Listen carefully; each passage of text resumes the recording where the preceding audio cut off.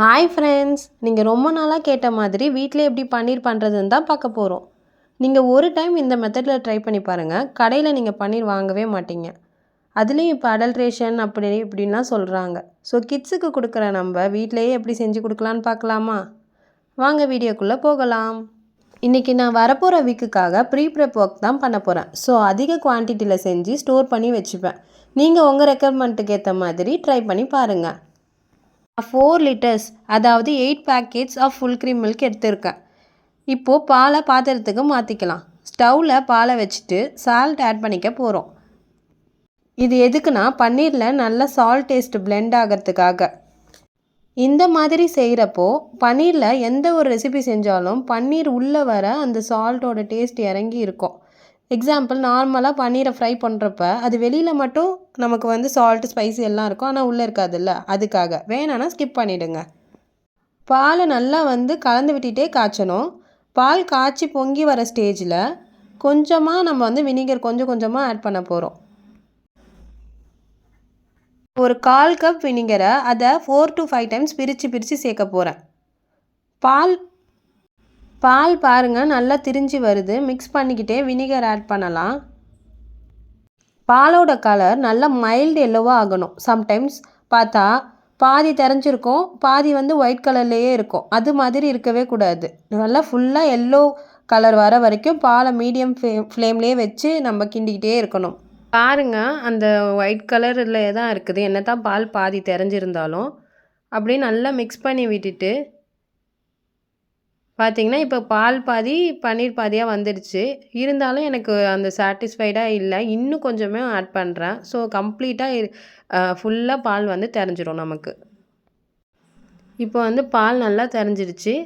நல்ல ஒரு mild yellow colour பாலுக்கு வந்துருச்சு பாருங்கள்.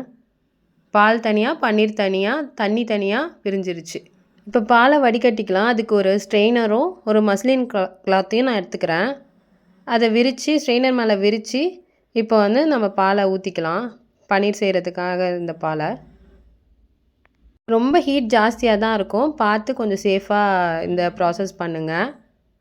ஹீட் கையிலலாம் நல்லா படுற மாதிரி தான் இருக்கும். ஃபுல்லாக நம்ம அதை ஃபுல்லாக ஆட் பண்ணிவிட்டு அதே பாத்திரத்தில் கொஞ்சம் நம்ம கோல்டு வாட்டர் போய் பிடிச்சிட்டு வந்துடலாம். அதில் பாதி அளவு தண்ணி ஆட் பண்ணி நல்லா கலந்து விட்டுக்கலாம். இப்போ கை பொறுக்கிற ஹீட்டு தான் இருக்கும், அதனால் ஒன்றும் பிரச்சனை இருக்காது. கோல்டு வாட்டர் ஆட் பண்ணதுனால நல்லா கலந்து விட்டுக்கலாம். லேசாக கலந்து விட்டுட்டு மீதி இருந்த தண்ணியும் ஊற்றி நல்லா நான் ரின்ஸ் பண்ணிடுறேன். நீங்கள் வினிகருக்கு பதில் லெமன் ஜூஸ் கூட ஆட் பண்ணிக்கலாம். ஆனால் எண்ணெய் அதிக குவான்டிட்டி ஆட் பண்ணுற மாதிரி இருக்கும். அதனால் நான் அடிக்கடி செய்கிறதுனால நான் வினிகரே யூஸ் பண்ணிக்கிறேன். ஓரளவுக்கு அந்த பன்னீர் கை பொறுக்கிற ஹீட்டுக்கு வந்ததுக்கப்புறம் நம்ம அந்த ஒரு முடிச்சு மாதிரி கட்டி ஒரு பாத்திரத்து மேலே வச்சு அது மேலே வெயிட் வச்சு நம்ம அதை வச்சு தண்ணி வடிய வைக்கிறதுக்காக மேலே ஒரு வெயிட் வச்சுட போகிறோம். இதை நீங்கள் ஒரு வால் சப்போர்ட்டில் கூட அதை சாய்ச்சி நீங்கள் வச்சுக்கலாம். இப்போ வடிஞ்சு வந்த எக்ஸஸ் வாட்டரை நம்ம பிளான்ஸுக்கு ஊற்றுறதுக்கு, இல்லை சப்பாத்தி மாவு பிசைகிறதுக்கு, இல்லைனா சூப்புக்கு ஒரு பேஸாக நம்ம ஆட் பண்ணிக்கலாம். வெயிட் வச்சு ஒரு 6 hours கழித்து பார்த்தீங்கன்னா உங்களுக்கு நல்லா சாஃப்ட் அண்ட் ஃபர்மான பன்னீர் கிடைக்கும். இப்போ பாருங்கள், அதை நான் ஓப்பன் பண்ணுறேன். ஷேப் தான் அப்படி இப்படி இருக்கும், ஆனால் நமக்கு டேஸ்ட்டு தானே முக்கியம். இதையே நம்ம விருப்பப்பட்ட ஷேப்பில் நம்ம கட் பண்ணிக்கலாம். இப்போ வீட்டிலேயே நம்ம எந்த ஒரு பன்னீர் மேக்கரும் இல்லாமல் நம்ம எப்படி பன்னீர் பண்ணுறதுன்னு பார்த்தோம். அடுத்து நம்ம இதை எப்படி ஸ்டோர் பண்ணி வைக்கிறது, எத்தனை நாளைக்கு ஸ்டோர் பண்ணி வைக்கிறதுன்னு பார்க்கலாம். நல்லா ஏர் டைட்டாக நம்ம க்ளோஸ் பண்ணி வைக்கிறதுக்காக கிளிங் ரேப் இல்லைன்னா டிரான்ஸ்பரண்ட் ஃபாயில்னு கடையில் கிடைக்கும்ல, அதை நான் எடுத்துக்கிறேன். அதில் அதை விரிச்சிட்டு அது உள்ள பன்னீரை நம்ம வச்சு நல்லா காற்று போகாத அளவுக்கு நம்ம நல்லா மடித்து எல்லா சைடும் சீல் பண்ணிட போகிறோம்.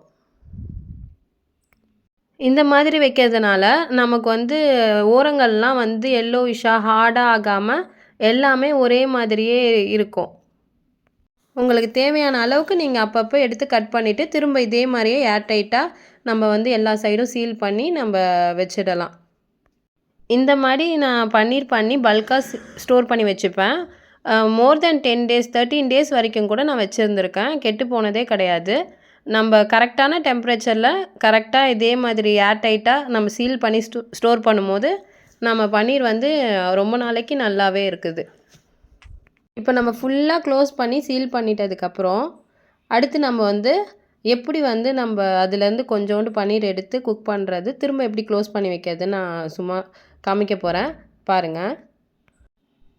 இப்போ 1 வீக்கான பன்னீர் ரெடி ஆயிடுச்சு. தேவையானப்போ இதை வந்து கட் பண்ணி நம்ம பசங்களுக்கு பொரிச்சு கொடுக்கலாம். டயட்டில் இருக்கிறப்ப ஒரு ப்ரோட்டீன் சோர்ஸாக இருக்கும். இப்போ பார்த்தீங்கன்னா இப்போது நான் வந்து 4 லிட்டர் பன்னீர்லேருந்து எவ்வளோ பன்னீர் எடுத்துருக்கோன்றதை வெயிட் போட்டு பார்த்துடலாம். பார்த்தீங்களா 740 கிராம்ஸ் ஆஃப் பன்னீர் வந்து நமக்கு கிடச்சிருக்கு. இப்போ அதை நம்ம ஓப்பன் பண்ணிவிட்டு தேவையான அளவு கட் பண்ணிவிட்டு திரும்ப நம்ம வந்து எல்லா சைடும் வந்து நல்லா சீல் பண்ணி க்ளோஸ் பண்ணிட போகிறோம் அந்த கிளிங் ரேப்பை வச்சு. கட் பண்ணியிருக்கேன் பாருங்கள், எப்படி வந்து நல்லா ஸ்பாஞ்சியாக இருக்குது பாருங்கள். டேஸ்ட்டும் அவ்வளோ சூப்பராக இருக்கும். வெறுமனே கூட சாப்பிடுவேன் நான் கட் பண்ணி. அந்த சால்ட்டு டேஸ்ட் ஆல்ரெடி அந்த பன்னீரில் இருக்கிறதுனால ஒன்றுமே நமக்கு வந்து ஆக்வர்டாக அந்த பாலோட ஸ்மெல்லோ எதுவும் கூட இருக்காது. நல்லா டேஸ்ட்டாக இருக்கும்.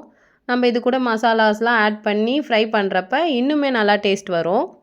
இப்போ தேவையான அளவு கட் பண்ணி எடுத்துகிட்டு அகெயின் சீல் பண்ணி நம்ம ஃப்ரிட்ஜில் வந்து ஸ்டோர் பண்ணிட போகிறோம். இப்போ கட் பண்ணி வச்சுருக்க பன்னீரை வந்து ஸ்லைஸ் பண்ணி காட்டுறேன் பாருங்கள். நான் வந்து ஆல்ரெடி போஸ்ட் பண்ணியிருந்தேன்ல ராமன் பவுல் பண்ணேன்னு சொல்லிட்டு, அதுக்காக நான் ஸ்லைஸ் பண்ண பன்னீர் தான் இது. பாருங்கள், ஸ்லைஸ் பண்ணும்போது எதுவுமே உடையவே இல்லை, உதிரவே இல்லை. எவ்வளோ ஃபேர்மாக இருக்குது பார்த்தீங்களா? அதை வச்சு தான் நான் வந்து ஃப்ரை பண்ணி இந்த ராமன் பவுல் பண்ணேன். ஸ்லைஸ் பண்ண பன்னீரில் மசாலாஸ்லாம் ஆட் பண்ணி பொரிக்கலாம். இல்லைனா சால்ட், பெப்பர் இல்லை சில்லி ஃப்ளேக்ஸ் மட்டும் போட்டு கூட நம்ம ரோஸ்ட் பண்ணி எடுக்கலாம். நம்ம சேனலை ஃபஸ்ட் டைம் பார்க்குறவங்க சப்ஸ்கிரைப் பண்ணிவிடுங்க. உங்கள் ஃப்ரெண்ட்ஸ் அண்ட் ஃபேமிலிக்கு இந்த வீடியோவை ஷேர் பண்ணுங்கள். பாய்.